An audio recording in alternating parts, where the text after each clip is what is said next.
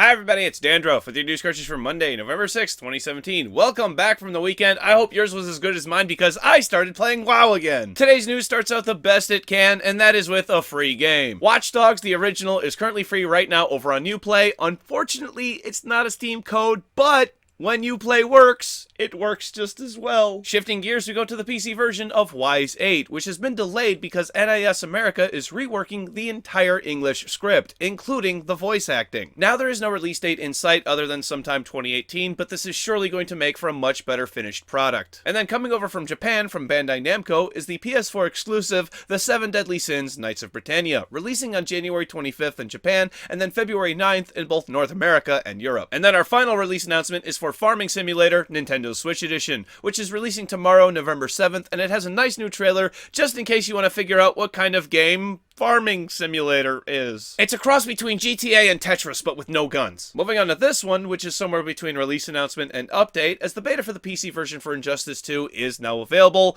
after WB announced that it was going to be here about 2 weeks ago, and then didn't release it the day they said they would. But it's out now, so yay! I don't know, I'm just gonna give this thing a try and see if it works right. Anyway, speaking of working right, Activision has rolled out a hotfix for Destiny 2 today, 1.0.6.2, to address hitching issues with the PC version. Be sure to update your game. In another tale of Niantic being Niantic, the raid roster for Pokemon Go has been reset for the first time ever. But because Niantic is Niantic and they have a communication problem, they failed to mention this before doing so. We have seen a lot of this behavior from Niantic in the past, and there is no indication that they are going to open up and start talking anytime soon. For the full patch notes, please see the links in the description down below, along with timestamps and links for sources for all of today's stories. Here's a game that I need to play more of. For Honor is getting updated to its Season 4 on November 21st, and will introduce two new heroes, the Aramusha and the Shaman. Are you still playing For Honor? Let me know in the comment section down below. Our final update news is for the PlayStation Network itself, because you can now earn discounts on games based on the trophies you've earned. Silver trophies are worth 1 point each, gold are worth 10, and platinum are worth 100. You can then redeem 1,000 points for a $10 PSN voucher. I think this is a great idea, and actually gives achievement hunters a reason to do their thing. I hope this works out. From there we go into some Blizzard news about the recently announced expansion for Battle of Azeroth, adding a brand new, not really, voice chat function. Voice chat has been included from the first expansion, The Burning Crusade, and from my own experience,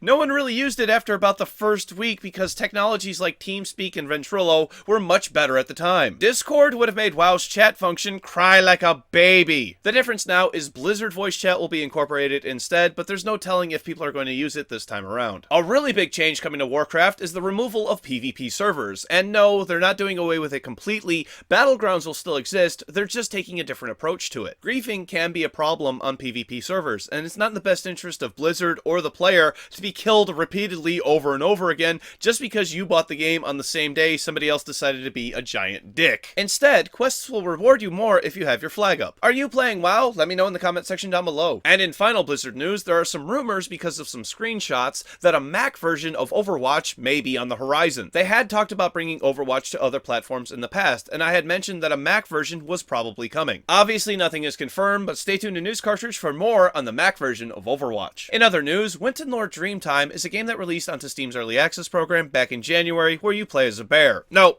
not that kind. Yeah, that kind. There we go.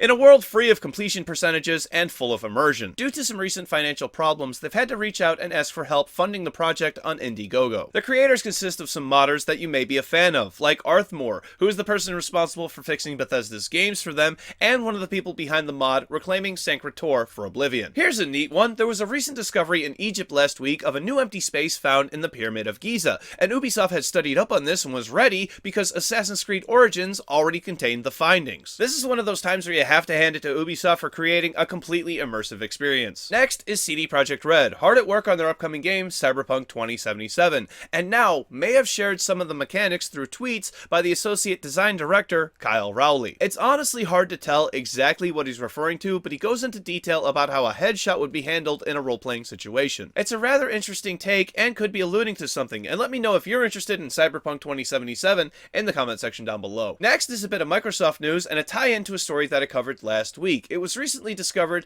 that Runic Games, who was recently shut down, had asked Microsoft to publish Torchlight and Hob. After Runic was done pitching their games, Microsoft wanted them to make a Fable game instead, and they politely refused. Later on at PAX, when Runic presented Torchlight to the public, someone from Microsoft asked why they hadn't come to them for publishing. Yeah, it's frustrating, but that's the way this industry goes sometimes. And now, Microsoft is interested in buying up indie game studios in order to produce first-party content to try to take back some of the market from Sony. Other publishers like Sony, EA, and Take-Two have been doing this for a while now, and it seems to work out rather well. Though it doesn't help that EA keeps killing them off. So what's the plan? Xbox executive Shannon Lotus has revealed that there are some secret Xbox exclusives in the works, and alongside that, the company has said that they would love to have more exclusives. Surprise, surprise! Though I think I already gave out the Understatement of the Year award already. She says, "I think our offering is good, and it is solid. I definitely hear that gamers want more. Would we love to have 24 more super strong, absolutely exclusives? You bet!" She also went on to defend Xbox Play Anywhere, saying, regarding Xbox Play Anywhere and games being available on PC,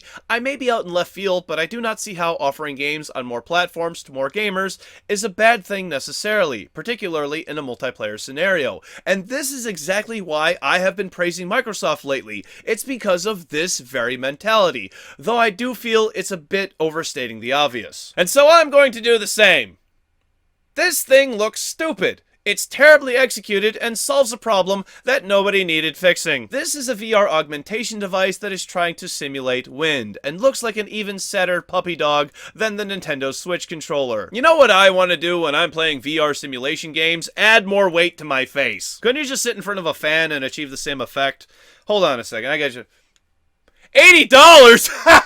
And that brings us to our final topic today, taking place in 3 parts. All 3 are about loot boxes. Well, maybe not the second part. And we start with the game Anthem, coming to us from Bioware, the next developer that EA is going to shut down. Probably. Brendan Holmes, who works on the development team, says the use of loot boxes is not official yet, which implies that they may not use them at all. I'm just kidding. It's fucking EA. Of course there's going to be loot boxes. At the very least, there's going to be microtransactions. But what I'm not kidding about is the use of microtransactions could lead to lower sales, and then Bioware. Then we cannot avoid it. Call of Duty World War II released on Friday, and the connection issue I talked about was just the beginning. Back-end server issues for the social club, which handles matchmaking, has caused it to remain completely empty. As it stands, matchmaking has still not been restored for the headquarters. But wouldn't you know it, a week from tomorrow, COD points go live, which are used to buy supply drops containing cosmetic items. Activision still has not revealed what the points will cost or how many will be needed to purchase one of these crates. Around my show here, most people would agree that loot boxes, while fun,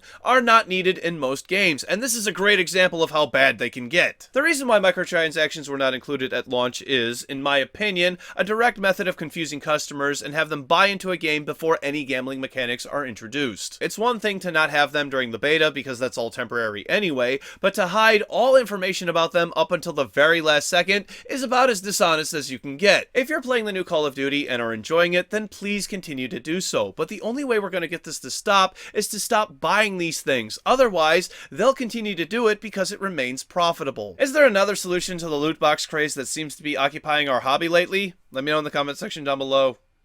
One of these games will occupy your time. It's tomorrow's game releases.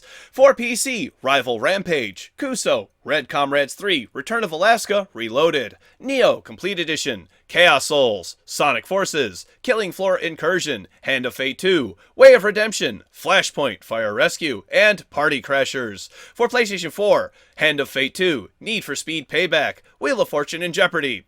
ATV Drift and Tricks, Hitman Game of the Year Edition, League of War VR Arena, and Sonic Forces. For Xbox One, Hand of Fate 2, Outcast, Second Contact, Need for Speed Payback, Super Lucky's Tale, Sonic Forces, Wheel of Fortune and Jeopardy, Hitman Game of the Year Edition, and Assault Android Cactus. For Nintendo Switch, Farming Simulator, Sonic Forces, and Heroes of the Monkey Tavern. Thank you very much, everybody. This has been News Cartridge. I am Dandruff. I will see you tomorrow. And my wife told me to take the spider out instead of killing it. We went out for drinks. Cool girl. She wants to be a web developer. Holy crap, that was a ton of stuff today. Wow, that was over 20 topics today. Over 20 topics today. That's a little much for Dandruff. And that's the reason why this show's up a little late. Plus, I just have been running into roadblock after roadblock after roadblock, and I'm running on more or less 4 hours of sleep. Cause yeah, guess what? Playing World of Warcraft makes you want to play up and play. Makes you want to play up. Makes you want to stay up and play the game late into the wee hours of the night. And yeah, went to bed at 4 o'clock. Had to be up at 8 o'clock. Yeah. Thanks. I'm not getting back onto the whole being addicted to WoW shindig. No, that's not dandruff. I want to go play right now. Anyway, so, I'm just fooling. I got on and I checked my auctions and I was it. Like, if that's like, I need to play, just check my auctions, which by the way, I didn't make any money, which that's not good. That's not good. Didn't make any money. And I love making money on WoW and I didn't make any money. So day one, failure. All right. No, not really. I've got a level 25 shaman. I'm going to wait till the rest of my guild, the rest of my crew are leveling up to bust out my druid and start leveling him. But yeah, I'm really actually excited, really happy to be playing WoW again. I feel like I'm going back through all those motions, and I'm actually seeing the old game brand new because they've redone everything, and I thought it would be cool to level another character after Cataclysm. I just never got around to it, but now that I got people who are who all need to level, I'm leveling with them, and it's a lot of fun. So come on, join my Discord. I'll give you the server information and all that stuff. I don't feel like I'm just putting it out here. But we got a little bit of stuff to actually talk about during the end card today. There is something I didn't know really how to fit in today's show that I didn't really want to script or anything because it's not gaming related, but it is gaming related in terms of hardware stuff. There's an article that I'll put in the description too about Intel joining up with AMD, of all people, to create this integrated, dedicated graphics CPU thing. Okay, it's an Intel processor with an AMD. It's an Intel CPU with an AMD graphics processor. The graphics processor has dedicated RAM. But the system processor doesn't necessarily. So it's effectively working like a PlayStation, like an Xbox. It's got, the PlayStation 4, the base model has 8 gigs of RAM in it. That RAM is shared between the system and graphics processing. That's not how a traditional computer works. So they have a traditional either x86 or x64 based system that is utilizing what is effectively a console type device. So this could lead to a couple of different places. That could lead to either consoles with dedicated CPUs in them to handle any background tasks where any GPU stuff or any graphics processing takes place in the GPU, thereby alleviating any of that processing power, offloading it to the CPU. Things just make more sense to me in that regard. Granted, I don't have a degree in computer science. I just kind of like computers, and just how trends have gone makes sense to me, and I kind of try to follow those trends. So either we're going to see, and we're probably just going to see we're going to see this technology in future consoles, either the next generation or the generation after that, or there could be sockets for both the RAM, the CPU, and the GPU. And if there is, then upgrading would be a lot simpler. You wouldn't need to. You would just upgrade your graphics processor and the maybe the CPU, and depending on what you need to do, it might be cheaper. Right now, if you need to upgrade, you would need to you need a new board for your graphics card, which, I mean, yes, they all come together, but just think if we had a system where all of that is interchangeable and modular.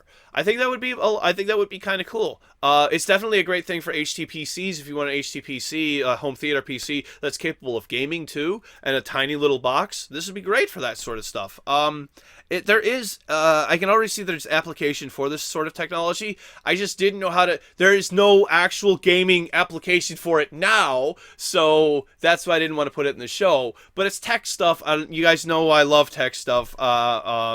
It's just kind of. That's half the theme of this show. Everybody knows I'm a PC gamer, and this is definitely PC gaming hardware stuff. But not, like I said, not directly yet. Will be. So yeah, links for that in the description down below. Really, really cool stuff. It's kind of weird that Intel and AMD are partnering up this way, because if it would have been, I would have actually thought it was Intel's graphics processor with an AMD CPU instead, but I was wrong. I read the article wrong. And I thought Intel was trying to make a graphics card. I really thought I want Intel to make a graphics card. Granted, they said that they were going to do that back in like 2008, and they never have. Probably because the market doesn't make sense for it. I don't really know, though. I'm not Intel. Their graphics processors have been getting better. They're just not up to the same as an AMD or an NVIDIA one yet. Like, there's nowhere near. But the fact that that Intel's are all on their CPU chips, or they're not. You know what I mean? Anybody out there who knows the technical stuff, it's not, the processor is either on the die or it might not be on the die. You can get into that later, but you're. Never mind. I don't feel like explaining it. Too much to explain all at one time. And I've only got 3 more minutes of this end card. If you really want to know about how all that stuff works, let me know, and I will talk your brain out in the comment section down below. Because I love computers, and computers are really boring. I love boring shit. Oh no. I love video games. Are video games boring? No, I don't know. I'm done rambling. Social media links are over here, everybody. Thank you for watching my show. Hope today was okay, because it's a little bit longer and I felt a little bit spread thin. Twitch, Twitter, YouTube, Patreon, Facebook, Patreon, because, bow chicken, wow, money. Thank you all to Patreons. Going to be reading the names tomorrow, by the way. I halfway forgot today, but I looked it up and saw that it had to be in the first 7 days, so I'm sorry, I'm going to do it. I'm going to stretch it out till Tuesday, and I'm going to do names for Patreons tomorrow. Click over here to subscribe to my channel. Click over here to watch Friday's episode, where we talked about BlizzCon 2017, which is actually concluded now. Lots of cool stuff from that. Bye, everybody. See you tomorrow.